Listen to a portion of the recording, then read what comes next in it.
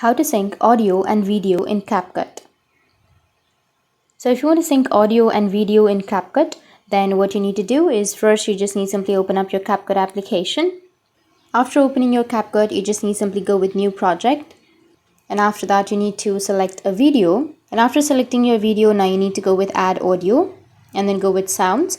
And you can go with downloaded sound, or you can go with any other sound that is right here. So I'll just simply go with the first one.